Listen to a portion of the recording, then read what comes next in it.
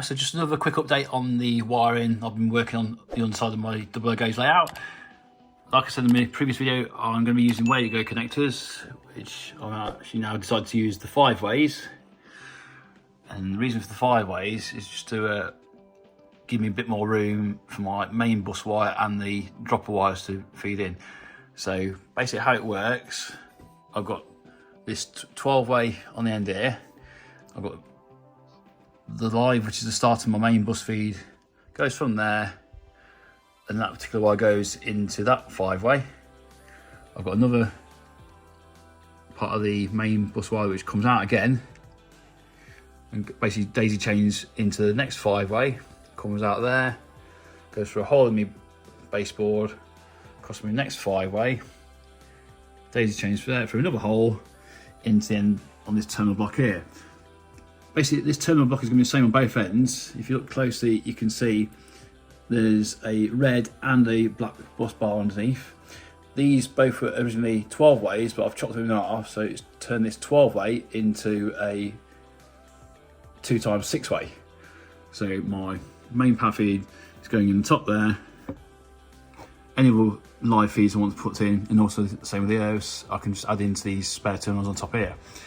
This module on the end, which is basically my fiddly eye for this side, power runs to there by a jumper cable, which I can take off when in transport, which would link the power over to this side on here. Currently I've just got this temporary setup with my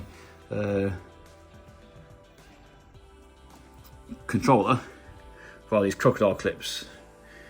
Obviously when it's set up better, they won't be touching, but that's how it is on that end there. Once all the wires are set in place, I've got this little cover I can just pop on. Just make it look a bit prettier and also cover the live wires. On the opposite end, like I showed before, that will be how it will be on this end with the junction box set up there, with power feeds going up and over onto the module, which currently isn't there at the moment, but will be on that end there as well. I've left quite a few long tails on all my wires at the minute because I'm not 100% happy with the layout. These are actually held down with hot glue, well, most of mine. A couple of popped off again. I need to put a bit more glue on.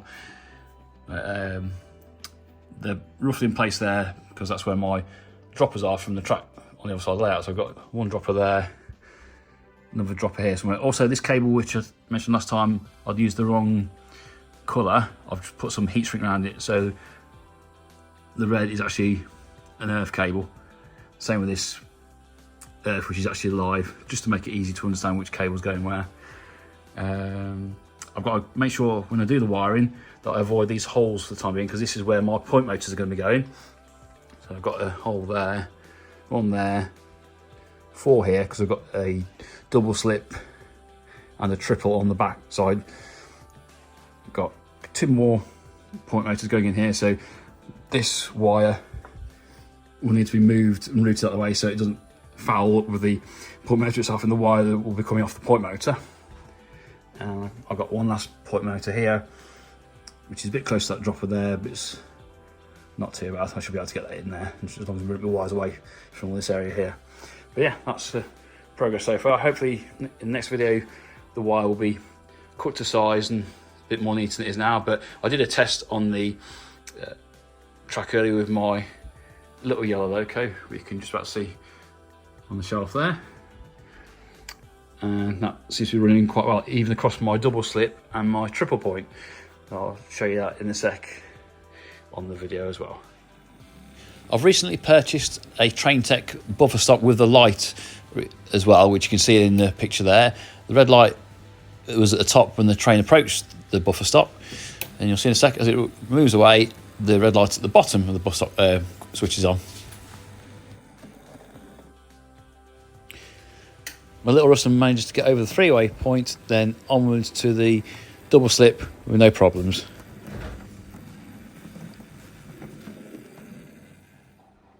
So this is the Train Tech buffer stop with its light set up. I've currently got it set up with the top light on. If I flick the switch, change direction of power flow, you notice the bottom light comes on. Here also on the controls, I've got on full power.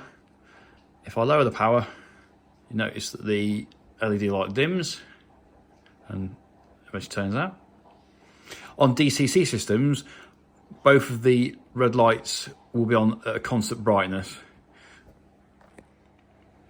As you can see in the middle of the shot there, the triangular foot at the bottom of the buffer stop light is basically how it connects to the track. You attach it from one side first, and then just it pushes up against the rail on the opposite side, pop it in at an angle to get it the best way.